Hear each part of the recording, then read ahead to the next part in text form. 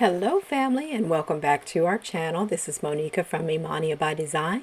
If this is your first time visiting us, I want to say welcome. And if you're coming back for some more, I would like to say welcome back. If you haven't done so already, make sure you just subscribe to our channel. Click on the notification bell so you'll know when we upload new content. Make sure you check us out on Etsy. We have a wide array of items that you'll need for your DIY projects.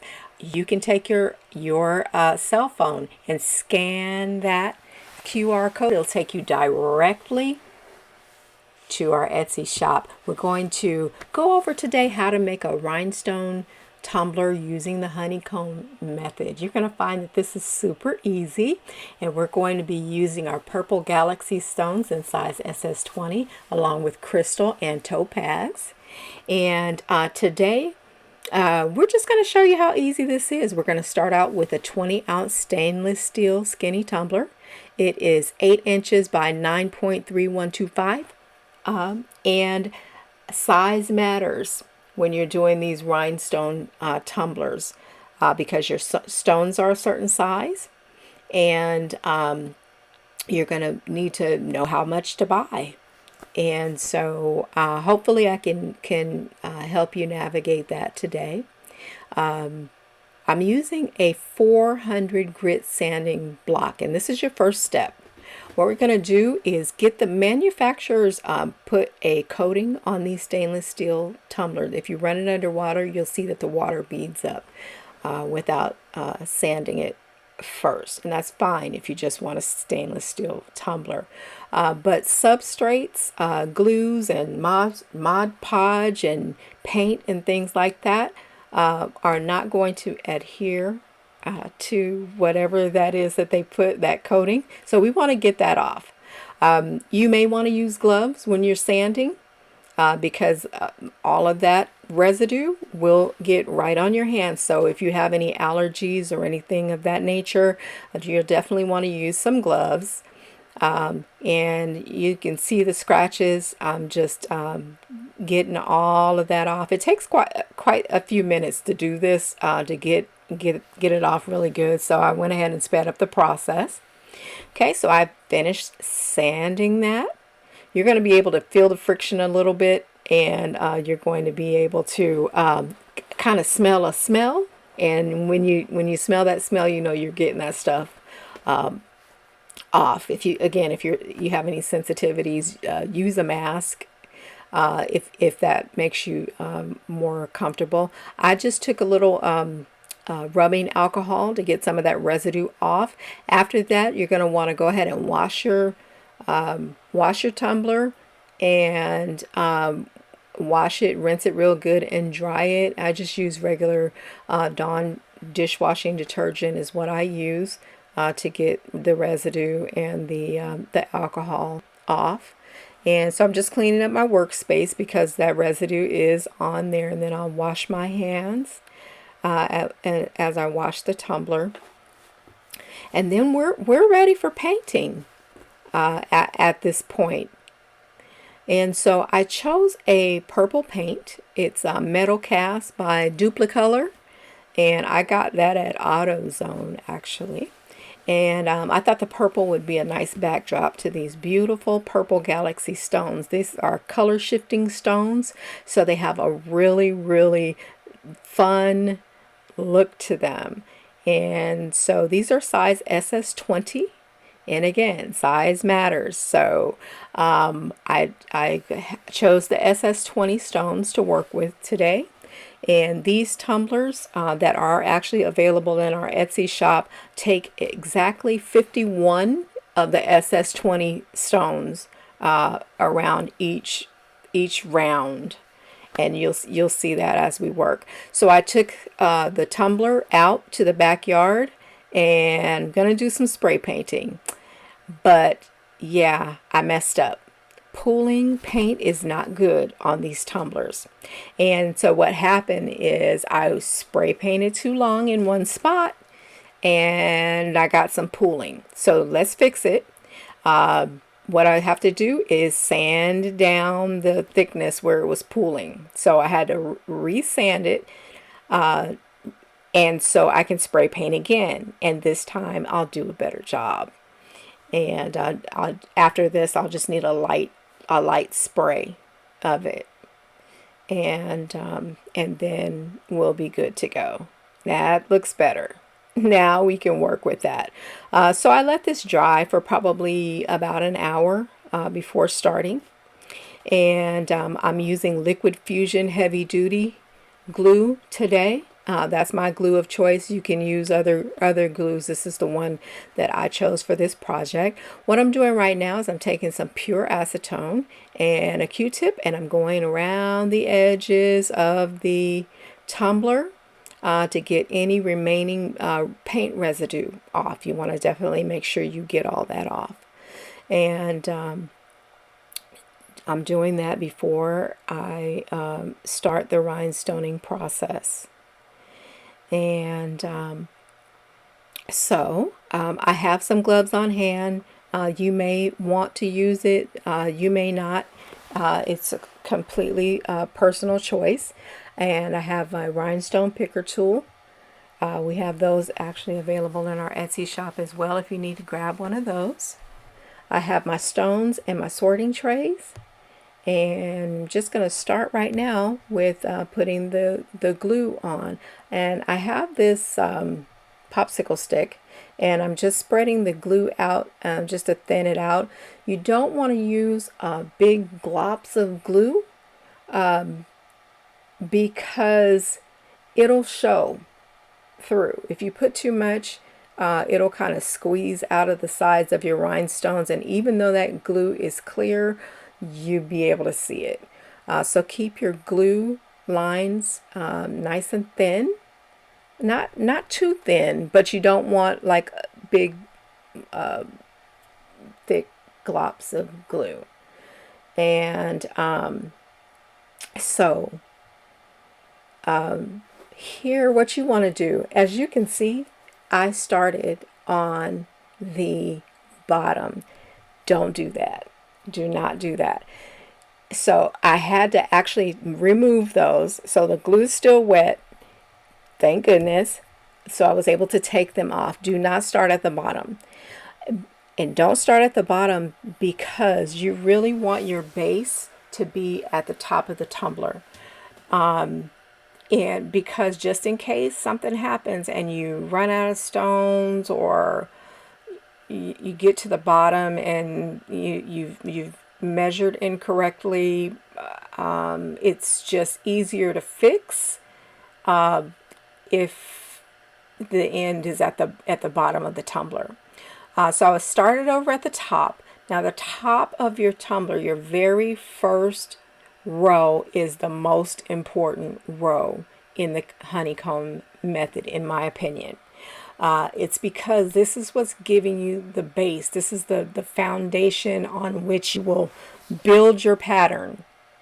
So you're going to spend the next several hours building on this foundation. You got to make sure that you have a good firm foundation. Somebody knows what I'm talking about. Amen.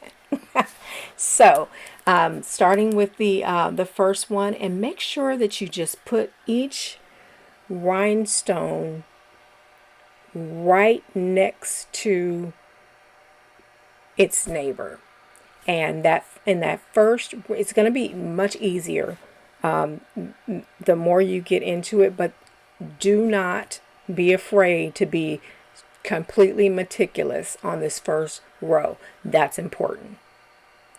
It's very important to be meticulous on this first row and get it just right. And sometime during the process I would forget that I was on camera, so I'm sorry about the times that it goes off camera. But yeah, I'm just using a little glue at a time. Once you get into rhinestoning and it becomes second nature to you, then you can put more glue on. For right now, when you're starting, just put on as much as you know that you can do, because you don't want the glue to dry on you. You're going to have to learn which glues dry faster and which gives you some to work with, some time to work with. I like the liquid fusion. This is good for beginner because it does have some grab. It doesn't slide. It doesn't cause the rhinestones to slide around a lot. There are some glues that I'm sorry. There are some glues that are thin and kind of viscous, if you will, until it sets, and your rhinestones will slide, and you have to be careful. So in my opinion, this is a good one of the better glues for beginners, because it's got a little grab to it. It slides just a little bit, so you do have to pay attention. And you'll see here I'm making sure that the rhinestones are touching and they're not too far up to the rim. So again, on your first row, it's okay to be meticulous. You literally want to be meticulous on that first row.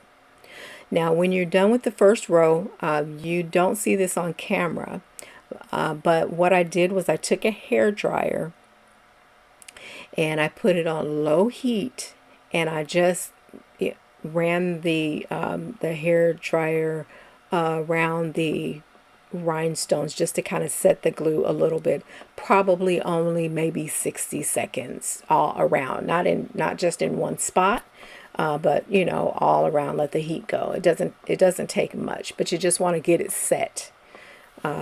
And I went ahead and until that sets, you just want to kind of keep it upside down. And I'm kind of babysitting them a little bit on that first row, because you really have to make sure that that's right.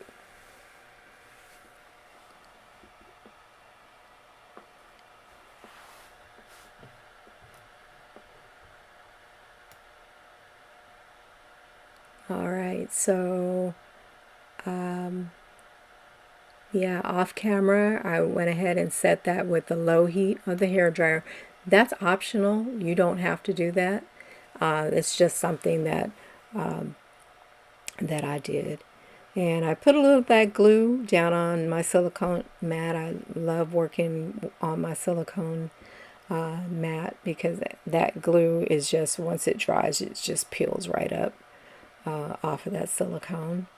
And you're going to see, I think I started doing this. I think I did this glue about 3 different ways during the course of this video. But right now I'm just taking a little the glue and I'm using the popsicle stick just to spread it for me.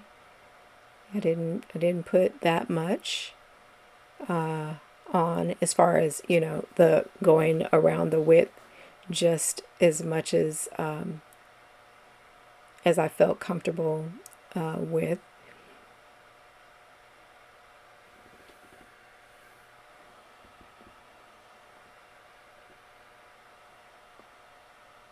And here I am just going just kind of slow to show you. On that second round, all you're doing with the honeycomb method is you are sitting this rhinestone right in the gap between the 2 rhinestones above it, and try to get it close up at some point so you can see that pattern. And you can feel free to stop the video and take a look if you need to, but you're literally just sitting that rhinestone on the second row right between the gap of the 2 rhinestones above it.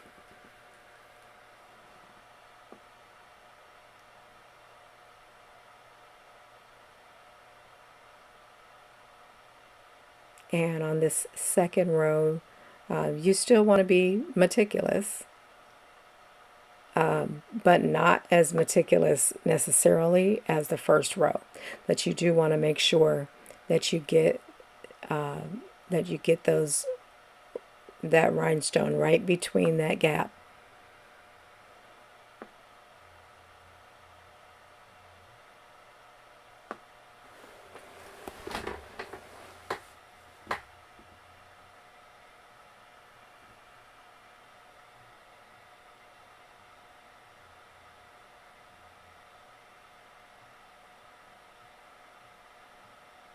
And you can see at some point I just used the bottle. That popsicle stick was, I don't know, it seemed like it slowed me down a little bit. But even using the glue straight out of the bottle, you may notice that I did not use big globs of glue, just a little bit. This is a permanent glue, so once it dries, it's not going anywhere. I mean, you really have to use some force to get those rhinestones off. Like you'd literally have to take something and pry them off. So I decided to grab one of my precision glue bottles. And if you need to grab one of those are in our Etsy shop as well. And it's got a precision tip on it. And I just felt like that would be better, a little bit easier to handle. And with you can't go wrong with the precision tip.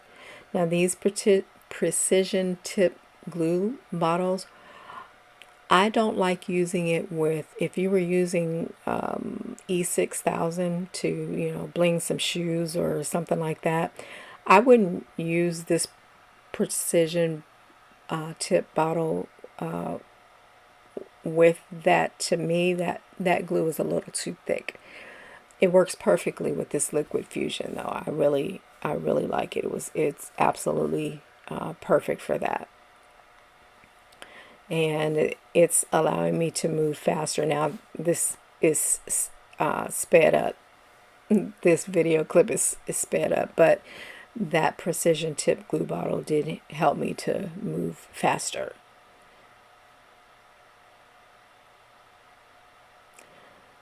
So what I decided to do was,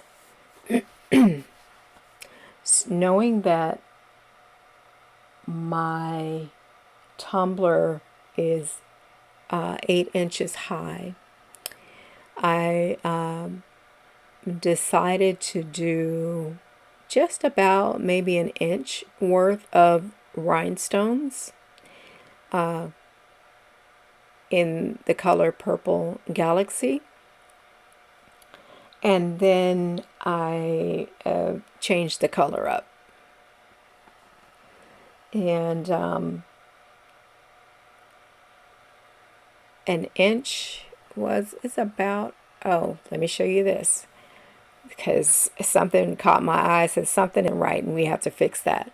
So what happens is sometimes with rhinestones, whether in the factory they are packaging the rhinestones or something didn't happen quite right with the coloring, I think that these 3 that I'm taking back off are the color rainbow, and I think they just inadvertently got packaged together at the factory.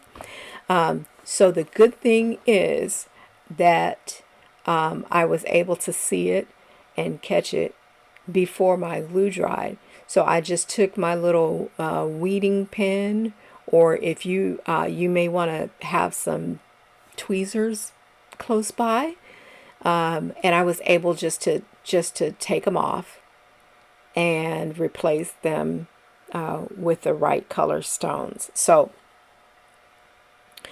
as long as you're paying attention. Now at this point I'm already on the 5th level, and I'm about to change colors. If I went back and tried to change something down on the first row, or the second row at this point, it would be very difficult to do, because this glue has set on those lower levels. So just make sure you pay attention. And if you need to remove rhinestones and replace rhinestones for whatever reason, you can do that. You can still, this glue is forgiving enough that you can do that as you catch it right away.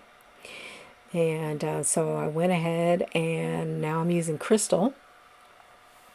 Same size, SS20. We're using SS20s on this entire project. And I said I would do an inch of those as well. So after that, I went ahead and did another inch of purple galaxy, and then I switched it up a little bit, as you can see, because I knew I was going to be running out of space at the bottom, because you have to do a little bit of math when you're doing your patterns to kind of see, you know, how many rows of this you should use and how many rows of that you should use. If you're not using a pattern and you're just kind of doing it, you know, yourself, you do have to figure out the math of it. And so we are down to last here. Almost done. We're almost there. This is hours worth of work, by the way. And, you know, I had to whittle these clips down and fast forward and take some stuff out. But this is hours worth of work. But if you don't mind doing the repetitive work, I find it quite relaxing, actually. I'll put on music or I'll listen to TV, and while I work, I find it to be very, very relaxing. And this honeycomb method is super easy. It's a great project for a beginner. And when you finish this type of project, you don't look like a beginner at all, but it's so easy. And this is what it turned out looking like. I absolutely love it. Purple Galaxy, the non-HOTFIX rhinestones are one of my favorite color. We also have a similar HOTFIX version called Purple Aurora in our Etsy shop. And this is my happy place right here. These are some of the other tumblers that I've done here within the last couple months. And this is my happy place. All these are using the honeycomb method. And so that's how you do it. If you have gotten anything out of this video, make sure you give us a thumbs up. It helps our channel if you give us a thumbs up. If you have any questions, go ahead and leave your questions in the comments for me. I do my best to try to answer them. If you need any supplies, make sure you visit us on Etsy. And you can get your phone out if you're not watching this on your phone, and you can scan that QR code. It'll take you right to our Etsy shop. If you have any questions when you get to our Etsy shop, you can message me right on Etsy. And we appreciate you so much for watching. Thank you, thank you, thank you. We'll see you next time.